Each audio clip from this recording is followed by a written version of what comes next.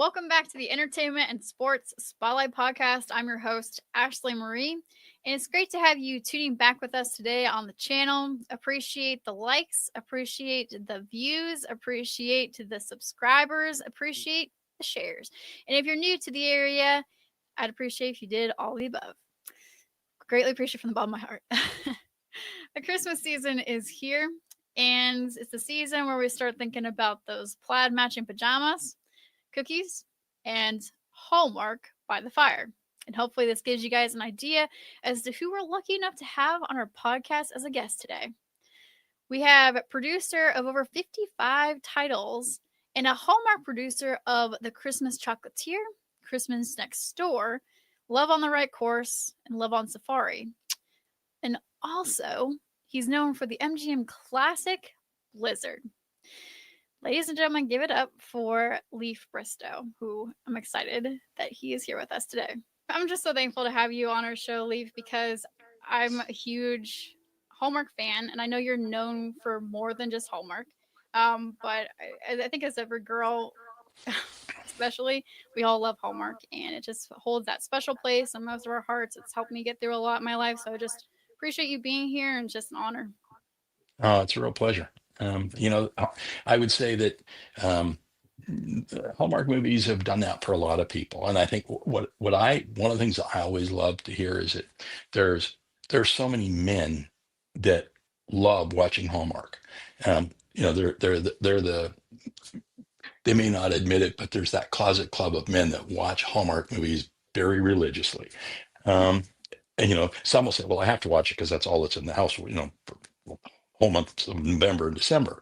But then they also go, "But I really quite enjoy them." So it's like, yeah, okay, you can pretend you're not going to watch them, but we know you do. So, Yeah, no, that's very true. Everybody watches them. That's just how it goes. So, going into a little bit about your history with Amazon MGM, you've done HBO.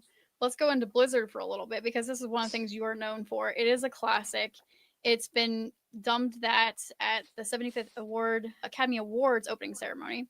And there was a 3 minutes little short that was shown during that ceremony for you, which is really incredible.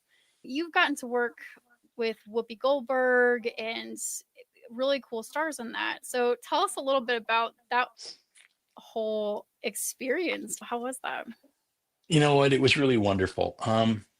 Blizzard was a story that my wife and I created together, but what was really important about Blizzard for me. I moved a lot growing up. I'm Canadian. I was born in Toronto, but I was raised in the U.S. I lived in the U.S. from the time I was 3 to the time I was over 30, and I lived in Alaska, Denver, Dallas, Chicago, Los Angeles, growing up. And when you move a lot, you get used to having the rug pulled out, and it's hard sometimes because you you you want to maintain those friendships, but when you're young and you're moving from school to school to school, um, it's really hard. And Blizzard was always supposed to have just a really wonderful, simple message that Brenda Blethyn, who plays the aunt in it, um, conveys so wonderfully at the end of the movie. And basically the movie is about a young girl that loves to figure skate. Her family gets uprooted. She has to move to the big city. They don't have the money. All she wants to do is figure skate. She gets a man by the name of Otto, who was an Olympian, sees her and begins to teach her how to skate. Um, and it's really wonderful. And um, through a bit of a heartbreak, a reindeer comes to her window and communicates with her. And it's the friendship between her and the reindeer. And one of the gifts that we gave Blizzard was the gift of empathic navigation. Now, that probably doesn't exist and you won't find it in the dictionary. What it is it's the ability, we said all the reindeer that guide Santa's sleigh, they each have to possess, they all have to possess the ability to fly. They all have to be able to become invisible. And then each one of them has a special skill. The Donners were always the navigators. But in this movie, Donner Jr. is totally directionally challenged. And Blizzard is the first female reindeer ever born. She's one of Blitzen's, and she is born with the gift of empathic navigation, which means she has the ability to see the hearts of all the good children in the world, and that's what guides Santa's sleigh to where these children are. And one of the things that she does is she commits an unforgivable sin because she has this flash of a young girl suffering and feeling really sad. Well, she goes to Katie's window, and reindeer are never supposed to leave the North Pole and interact with humans. Well, they do. And at some point, they come back. And at the end of the movie, Santa explains that they won't be able to see each other again. So, but Blizzard can fly her home. And in the end, the message is really simple. It's one that I wanted people to understand from my own story, and what I think is really important. As we grow up, we'll all have friends come and go in our life. And at a certain point in life, you go, I wonder whatever happened to so and so. It's not very often that we pick up the phone or go on a Facebook and go, where are they? And seek them out just to call and say, hello, I was thinking about you. Mm. But one of the things that I think is really important, they always say if you can count the number of friends you have, on one hand, you're very, very lucky.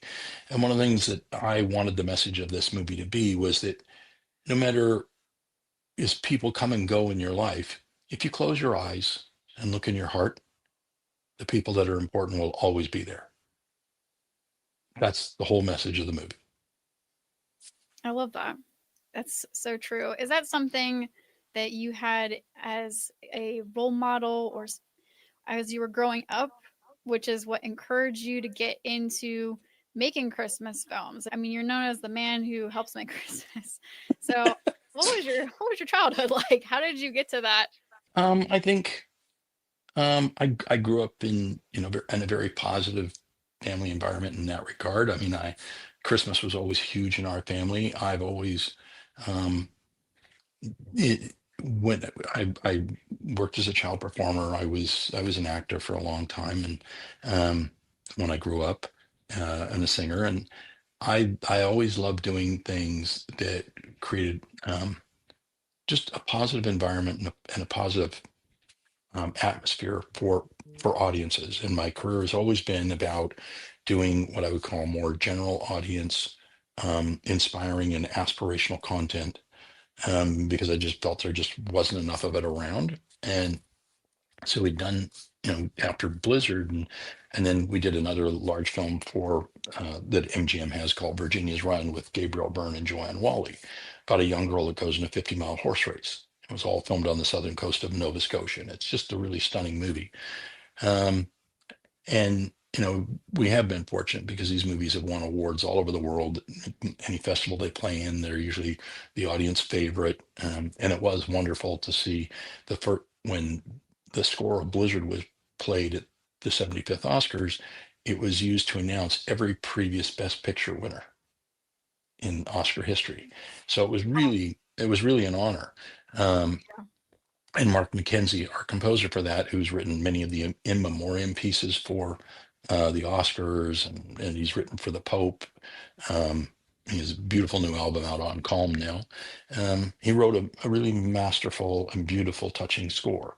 So that was an honor. But out of that, when at some point, Hallmark, we were doing some things, and Hallmark said, "Gee, would you be willing to make some movies for us?" And I said, sure. And they said, well, what have you got? And we've always done, I've always believed that our job in the most powerful movies in the world in this range, or in this genre really, are kind of the ones shot in exotic locations, and were championed originally by Audrey Hepburn, Gina Lollobrigida, and Sophia Loren, which I still believe are among the most powerful movies ever made. Now, when you get to Christmas, obviously, it's A Christmas Carol and Miracle on 34th Street and White Christmas. You can't beat any of those, and I'll watch them every year.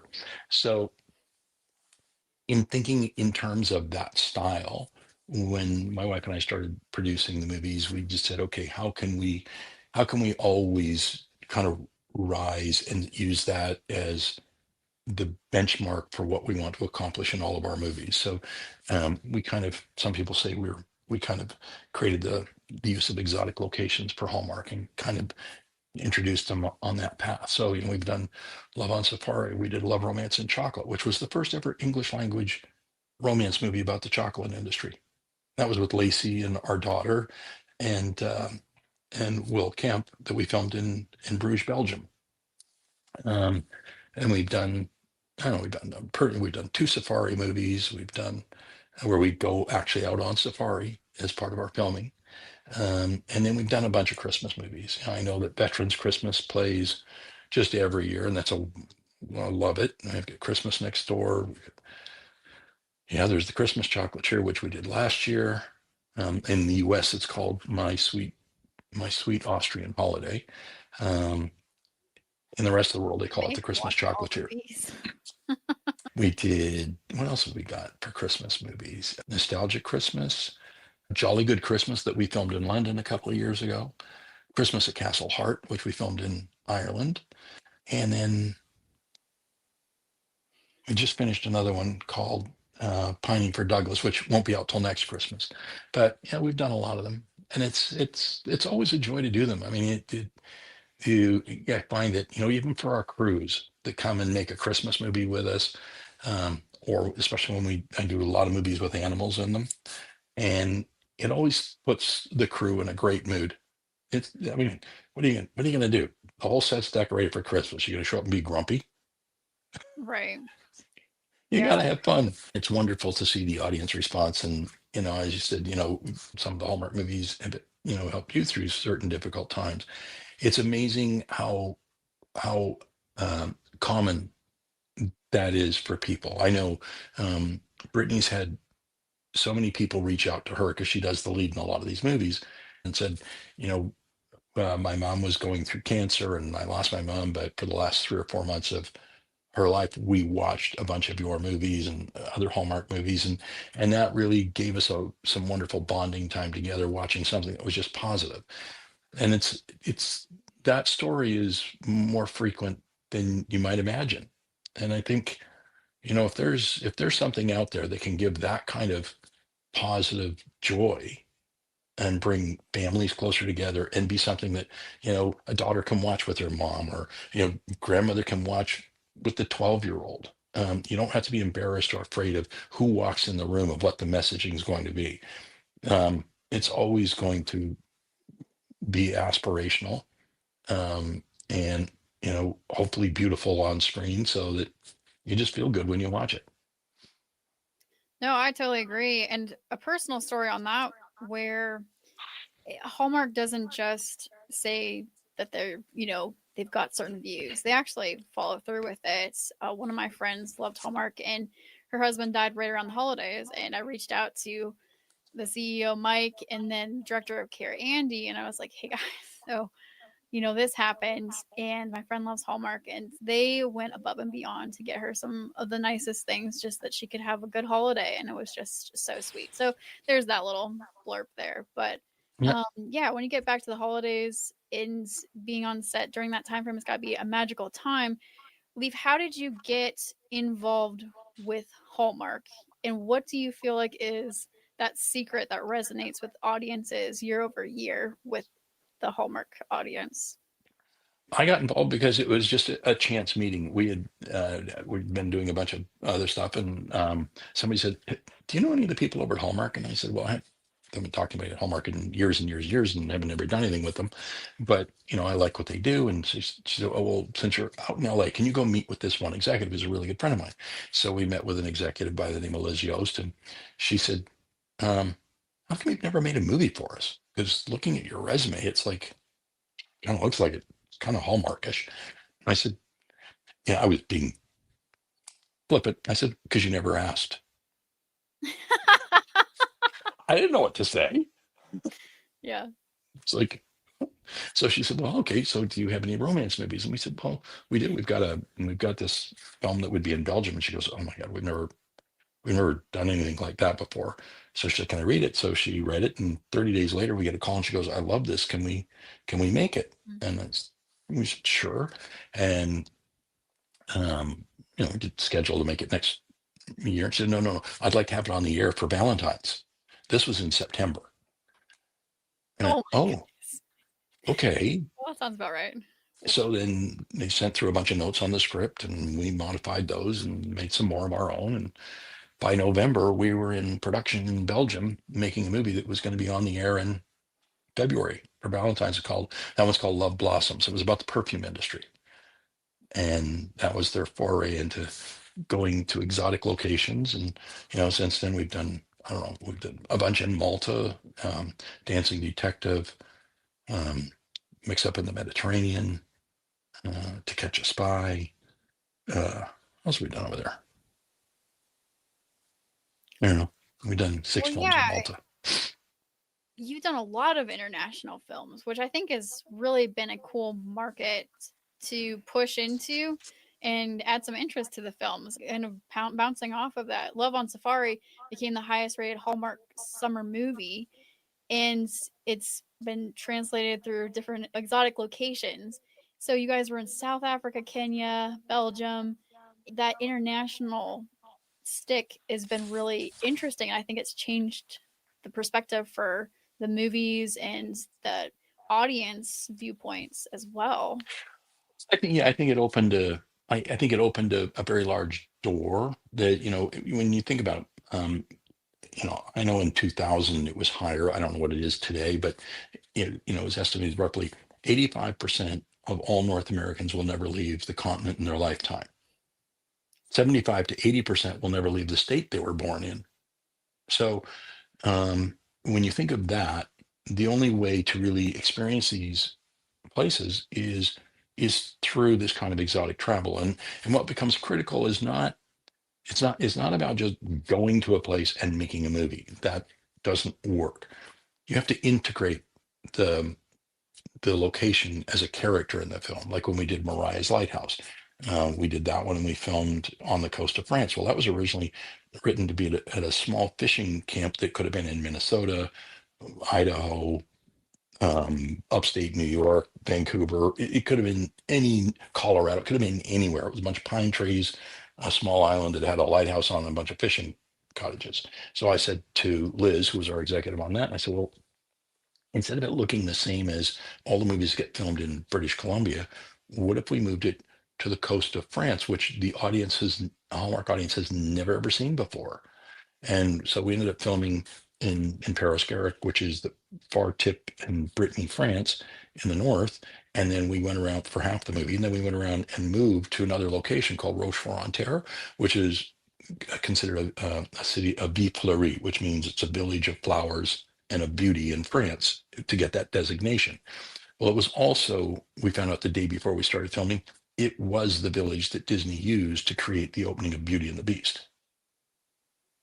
Interesting. Wow. So, so all of a sudden we were filming. So when you look at the opening of Mariah's Lighthouse and you see the her riding a bike into the town square and the cobblestone and the vendor with the flower carriage, Oh, that whole square, that's Beauty and the Beast. If you look at it, you go, oh yeah, oh my goodness, that's awesome. How cool is that? Wow. yeah.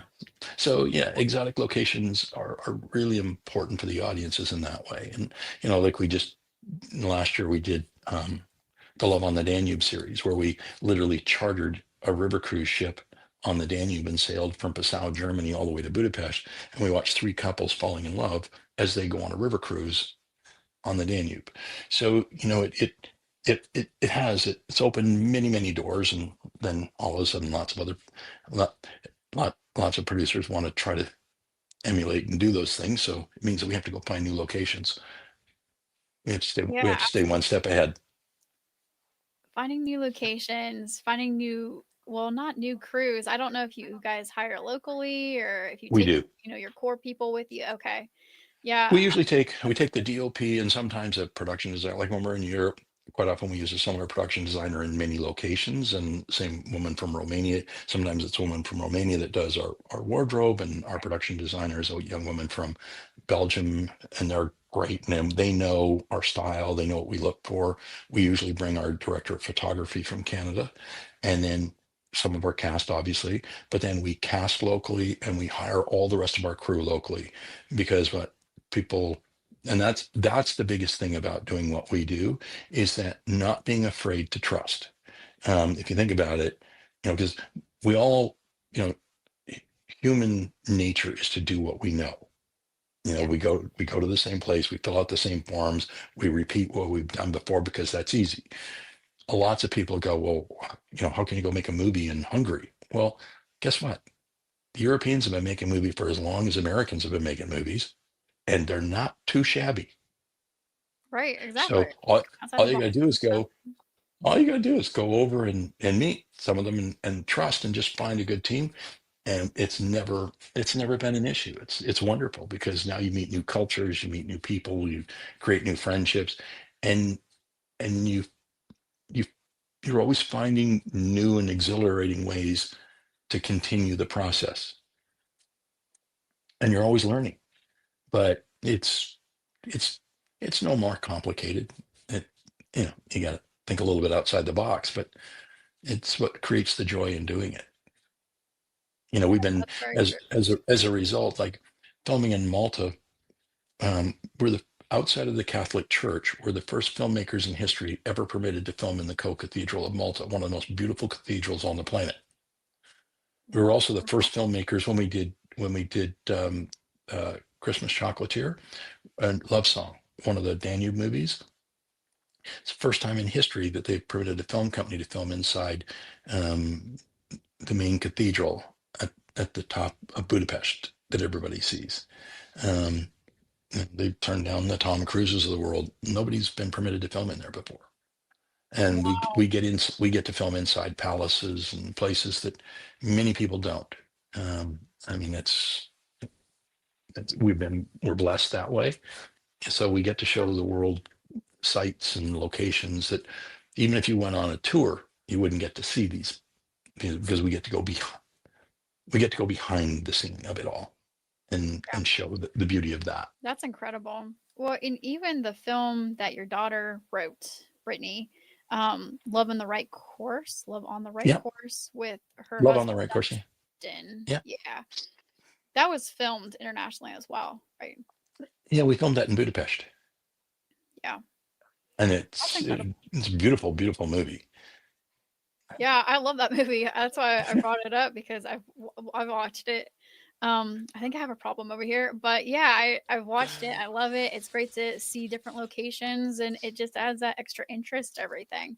It adds a cool behind the scenes moment, which kind of brings me into my next question for you. You've worked with all these really Oscar winning professionals. You've worked with Christopher Plummer, you've worked with Whoopi Goldberg, you've worked with Gabriel, and you're really good friends with John Reese Davis. So, like, what are some memorable? You have to have some really cool, memorable behind the scenes. I mean, I know it's gonna be hard to pick one, but what is one of the most like memorable ones that you've experienced? Wow, that's a really tough question. You know what? That's a really tough question because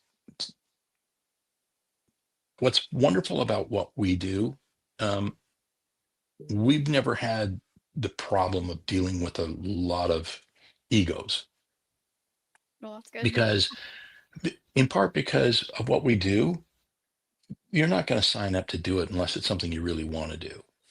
I can tell you I can think of incredible stories with John Reese Davies. I can remember being at his home in the Isle of Man and holding one of um, his actual axes from Lord of the Rings, Wow. and laughing because it was everything was made to be true weight, Oh yeah, and that's true. and so one of the scenes. There's two really memorable ones. One with John Reese Davies and one with Gabriel Byrne that I think are really kind of fun and explain what we do. But John was telling me one time where he, when Peter Jackson, so they're doing Lord of the Rings, and he has to put on his chainmail. Everything was made. He insisted that it all be made for real. So, like a Viking carry, when a Viking, I'm of Icelandic descent, so and I know a lot about Vikings. Um, Oh, cool. so from the age of 3, you're given your first chainmail vest, and your mother adds to it. When you're 16, you're presented with your adult vest. And so Wow. the adult Viking soldiers, and this is why they were so powerful around the world. An adult Viking is carrying an 85-pound chainmail vest on them at all times. So you think they learn all the battle skills that all the Romans learned, jousting, sword fighting, all of that stuff, but they did it all carrying 85 pounds of chainmail. Wow. Wow. And you've grown up with that, so that's that additional power. So John says there's a scene that everybody recognizes in Lord of the Rings where they're all running across the top of the mountain. You Yes. see, Mhm. okay, so it takes and his boots, because remember he's playing a door, so he's got these huge boots and all this other stuff. So they have to lug it. It takes four people to lug everything up to the top of the mountain, and they get to the top of the mountain, puts it all on, and he says Peter Jackson's at the bottom going, "Run!" He says, it's How? like you run. But the other wonderful one is I remember when we brought Gabriel Byrne to um,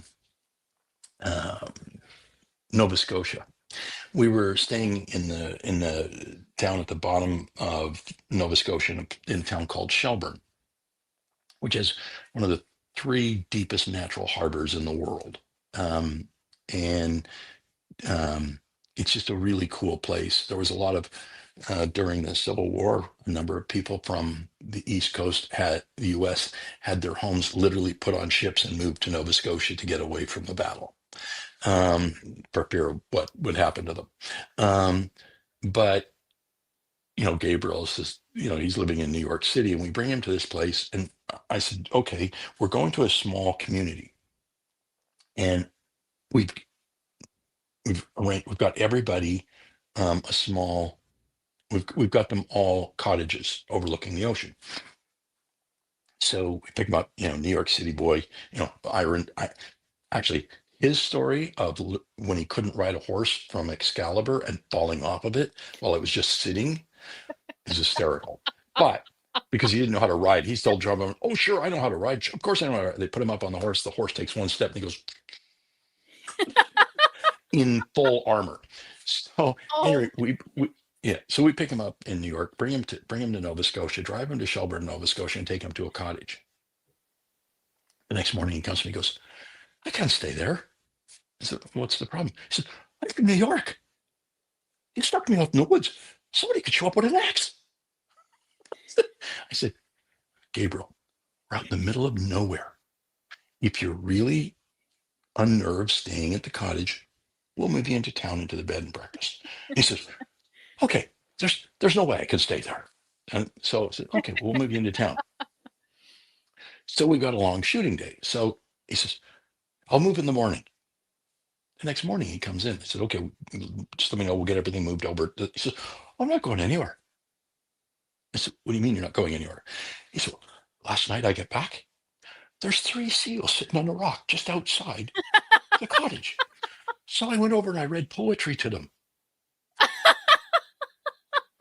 He said, and I woke up this morning and there were deer sleeping just outside the door. I can't go anywhere. This is weird. So then what he does is he brings his kid. He says, I got to have my kids experience this. So he flies his kids from Nova Scotia to come and stay at the cottage with him because he couldn't believe it. Every night he would go out and read poetry to the seals sitting on the rock because it was the same mother and pups that would come back to the rock. And by the time he left, and then before his daughters came, he took Brittany, our daughter, and saying, "Could you help me pick out some earrings for my daughter?" So Brittany helped him pick out some earrings in a local craft store for his daughters, and then Gabriel fell so in love with the place that he optioned a book to be his first ever producerial project based on wow. being in Nova Scotia. So I think that's a pretty cool story. I got some great ones about Christopher Plummer too, but that was but I love that story about Gabriel. Wow, that is incredible. I love that. That's just it's very wholesome is Yeah, the terminology. and yeah, and as he said, he wanted to make the movie because he didn't have to use a gun, and it was something he could sit and watch with his whole family. Oh, yeah. Yeah. That, That's and that's the nature of people that come to work on our stuff. I mean, we've done biblical, we've done the other, but that's the nature of the content. And Yeah. Dancing Through the Shadows a little bit tougher, but it's but I mean that's Yeah. by and large what we do. Yeah, and kind of great segue into moving into Dancing Through the Shadow is, you've worked on, you're known as Mr. Christmas. You've worked on all these films that are very heartwarming. How does it's a little bit more of an intense storyline. How does Dancing Through Hmm. the Shadow as you, so you and your wife are kind of a film writing slash directing duo in a way, right? Where she wrote the story, and then published the book. You guys published the book, and now you created a film based off of that. So walk us through that process from the creation of the book, why fitting into that storyline. It is more intense, but it's very focused on woman empowerment as well. um but go ahead, take it away. Yeah, well, what's wonderful is Aggie and I are really blessed. There's very few people in our industry around the world, and everywhere we go, people go, "Oh, we want to do what you and Aggie do."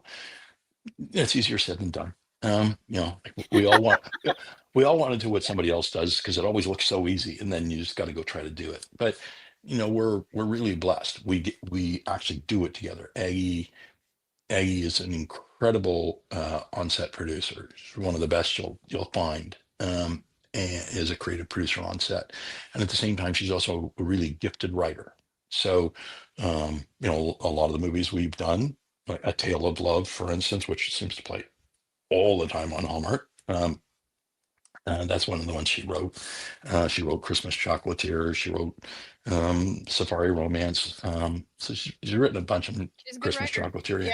Yeah, Yeah, she's really good. good writer. Um, so really the story behind that one, which I think is really great, is Brittany, our youngest daughter, graduated from the National Ballet School in Canada, and one of her teachers was Tia Zhang, who, as all the kids would say, she was the toughest teacher of all. Like she would, when they would go in to do warm-ups, she would say, instead of doing 12 jumps in each position, do 50 jumps in each position. And if you stop, she'd make you do the 50 all over again.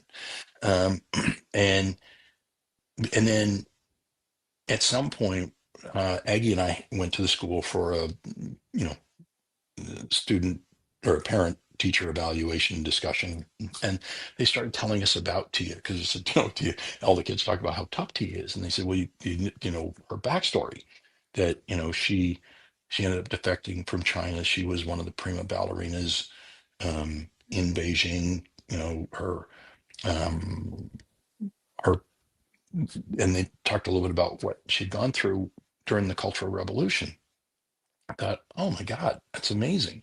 We should make a movie about her. Well, you can't make a movie without knowing about the person. And Tia was quiet. She was retiring Brittany's last year. And so um, she agreed to come over to our house and talk to Aggie a little bit about her life.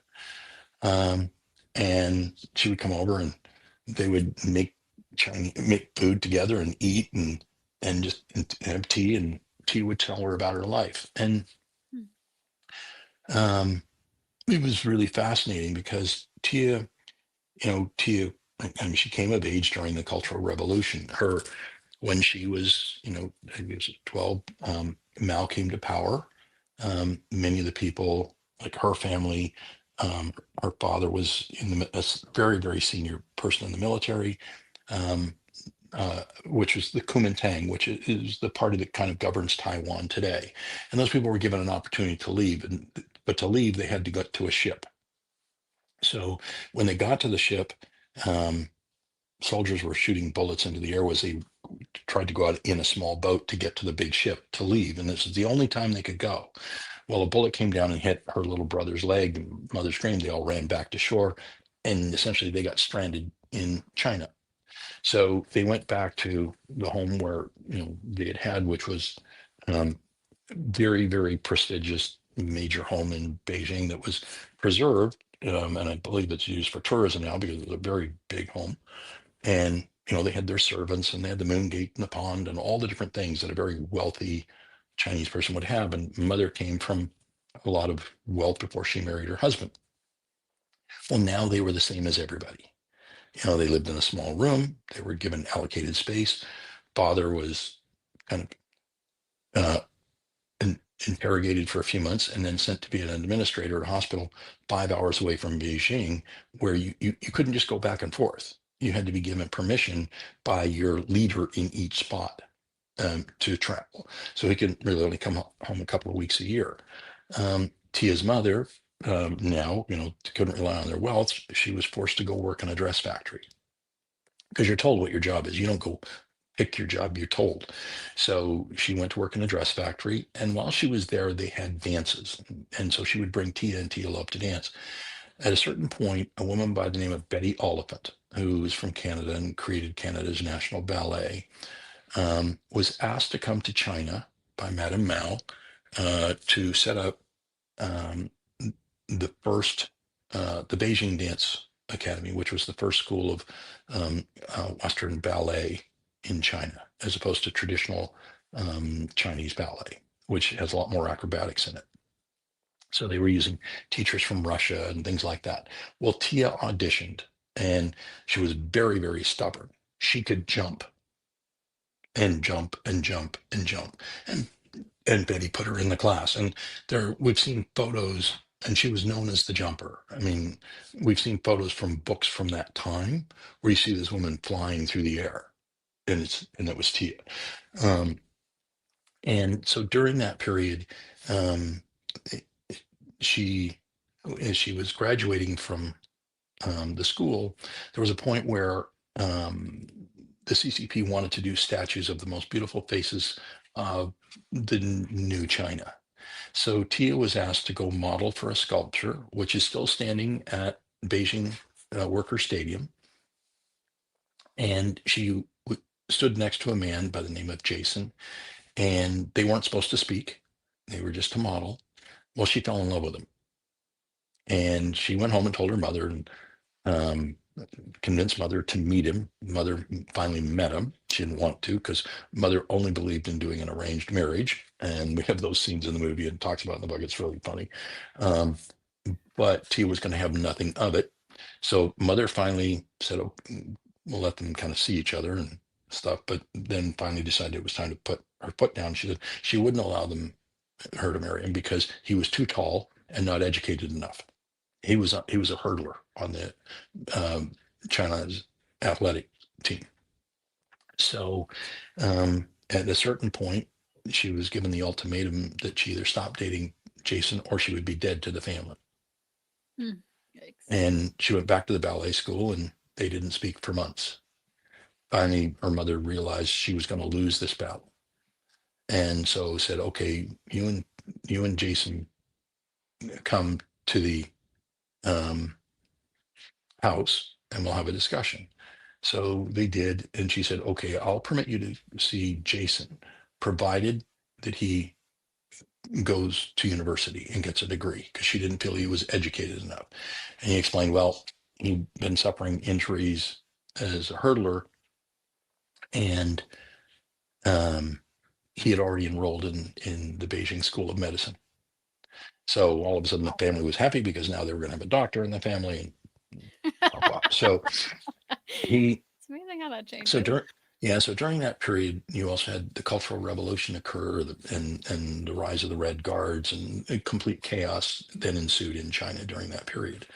And at a certain point, Madame Mao closed the ballet schools, and said that ballerinas didn't know what tough work was like, so she was going to make them understand what the peasants had to do and sent them all to labor camps.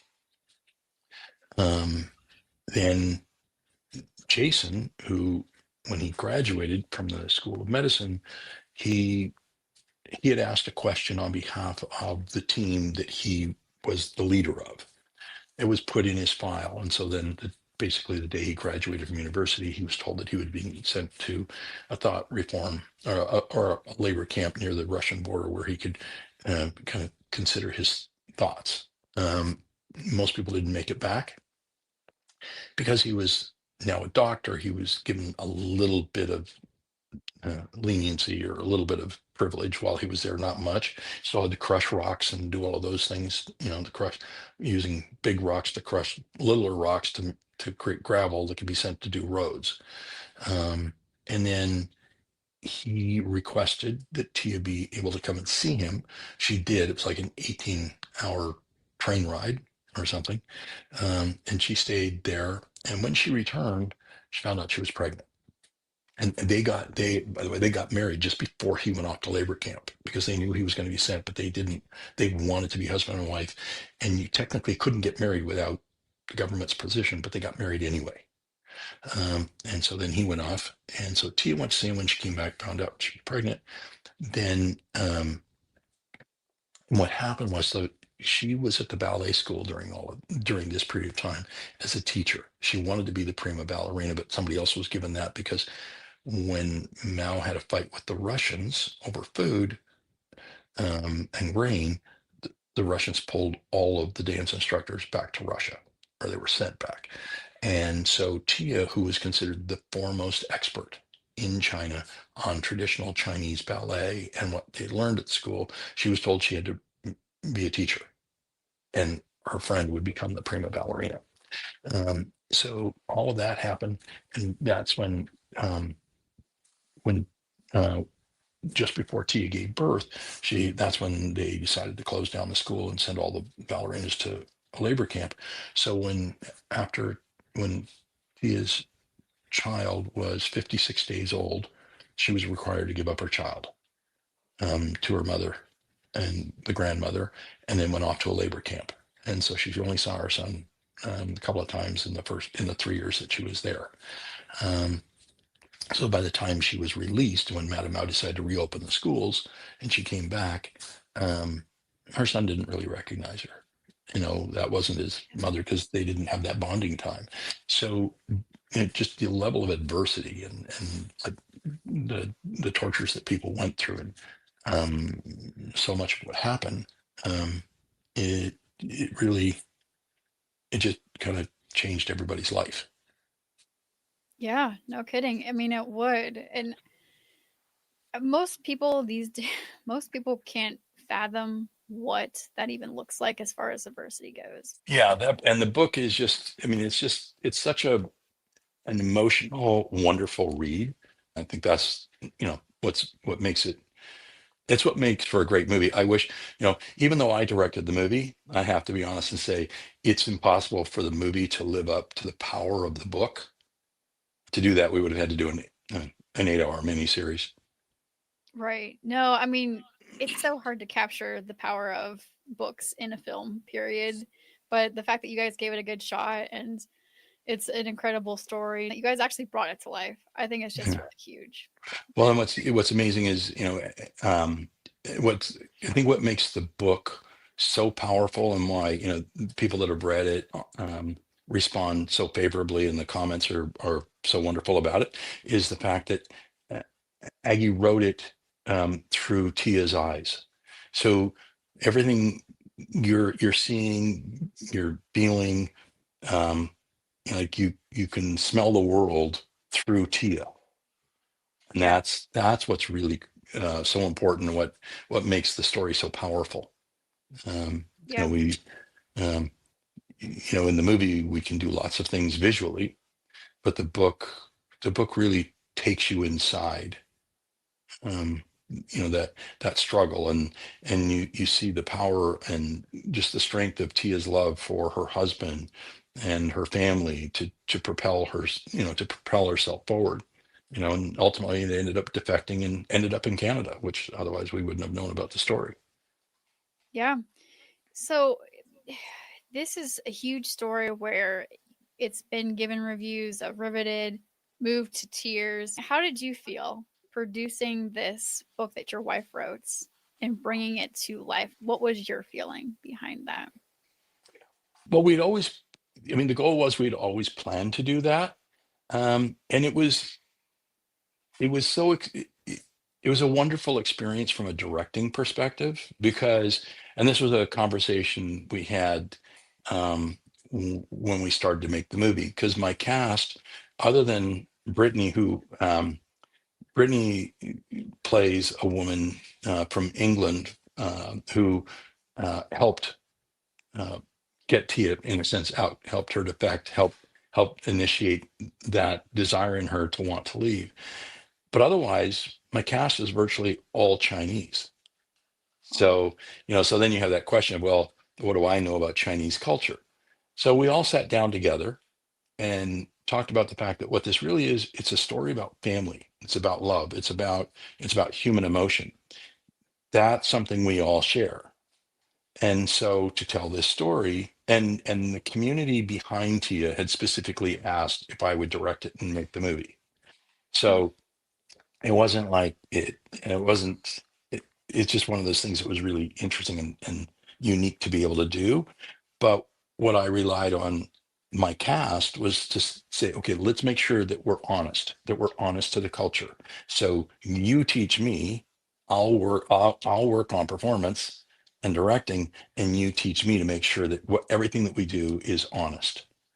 And yeah. I remember there's a scene at the dinner table where the whole family is sitting there, and it's the one where mother gives the ultimatum to Tia. And Mm. not only was it very tearful and emotional for everybody doing the scene, it's a very, very powerful scene. Um, but every single person at the table said they had been part of that exact same dinner conversation in their life within their families. Wow. Yeah, I mean, that's true. That is true. I think parents mean have the best intentions, and sometimes it doesn't always come across that way. And Yeah, there's ultimatums that are given, and sometimes it's needed, and sometimes and it's not. sometimes not. Well, I think it's also this is in this particular case, it also related to um, cultural issues. You know, Mm-hmm. mother was going to decide who she was to marry, and as a dutiful daughter, it was her responsibility to accept an arranged marriage because that's what mother felt was in her best interest. Tia said, "That's not how we do things anymore, and I will choose my own husband." Yeah, And I love the battle lines were drawn. So that. But that's how you move forward sometimes, is you do have yeah, to cause a few battles in the best way possible to move forward to a positive direction. And sometimes you can do without that, but sometimes it's required to get some stuff done. How do you want viewers to see all the stories that you created and know about the care and the craftsmanship, the heart that goes into these films? Because that's your motto. How do you like people to know about everything that's gone into these films? well, it's a good question. It's one of those things where the stories that we do, I mean, there's because we don't do every genre in the world, nobody's going to call me up and say, gee, do you want to direct the next RoboCop? Um, I'd probably have to say no anyway. I'd mess it up. It just years ago, I decided that I love the fact that the focus of some of our stories are about empowering young women because I always wanted there to be positive role models for young women in film and television. And I think that has become a very significant theme across the body of work. That doesn't necessarily mean that every film we pick is intentionally that, but I think how we function and how the stories that Aggie writes and creates and the way in which we kind of build and the stories that we gravitate to, that's predominantly been a very powerful theme to what we do. And I, as I mentioned before, it's like for me, when we're making like especially like Hallmark movies, to me, our goal is every time we make a movie, it needs to be the modern day Audrey Hepburn movie for this generation at that level. Because to me, those were the best, they were the best of the best. Yeah. So whether you're saying it's the holiday for this generation might be the gold standard of a Christmas movie. And actually Brittany and a friend of hers have just written a movie that we're going to hopefully make next year called A Holiday Christmas that was inspired by the cottage from The Holiday. Oh And wow, we were awesome. just in England. That's We were exciting. just in England last week filming the cottage and Nice. and the castle from Downton Abbey because we have scenes at both places. It's called Highclere Castle. But yeah, I think, you know, if we can if we can create inspirational um, and aspiring moments within film um, and give an audience a moment of happiness, then I think that's we can't do much more than that. You know, if we can give people an hour and a half to 2 hours of sitting and enjoying and feeling positive about life and about themselves and about a moment, and that can take us away from all the other elements that are out there globally, then I think, you know, then we've accomplished our goal. Yeah. You know, obviously doing Dancing Through the Shadow is a different movie, but it's a really inspiring, powerful story about love and, you know, conquering the adversities. We're seeing it through a family dynamic. And yes, there are tough moments in that, but it's different when you're doing something like a Blizzard or our Hallmark movies. This is a movie where we're talking about reality and the truth. And it's important not to walk away from the truth. What we don't do in our movies, we'll never do a movie with gratuitous sex or violence in it. It has no place. Um, but in there's a little bit of violence in Dancing Through the Shadow, but the violence is more implied by the threat of what can happen. And that's and many times to me that's a much more powerful statement than than the violence that we see in films. You know, the purpose of just going out and having people fight, that's never as powerful as the threat of violence. Yeah. So yeah, I think our, you know, ultimately we want to inspire people and let people see positive, powerful messages. Yeah. I love that. No, it's a great note to stay with. I think that's smart. What are some last words of wisdom as we wrap up that you'd like to share with the audience today? Any extra ways to follow you, support you? I've been tossing some ones up here, but just tell me what we need to do. Well, you know, I think the best thing if people, you know, to get the book, I mean, it's available on Amazon. And you know, it's just dancingthroughtheshadow.com. They can find out about what we're doing. I'm always easy to find. You type Leif Bristow and it shows up kind of IMDb. pretty much, or yeah, IMDb or whatever. It keeps showing all the different movies. So that's a pretty easy way to follow what we're doing. But I encourage everybody to read the book. It's um, you know, and as that's happening, the movie will start to appear in countries all over the world, as MGM is selling it out there now. So I just think it's a great, wonderful read, and it's very emotional. But it'll also it'll give the reader a real insight into a community that very few of us know much about. Yeah, I think it's good. It's kind of like people need to go and actually travel abroad to start getting perspective on life. And you can do that from the comfort of your home with a book. Grow your mind a little bit. All right, guys. Well, thanks so much. And Leave, it's just been a huge pleasure to have you with us today. Thank you. It's been For, great. thank you for being on our show. And guys, thanks for tuning back in. We'll look forward to seeing you next time with our special guests. Thank you for supporting the channel and like, follow, subscribe. Appreciate you guys. Take care.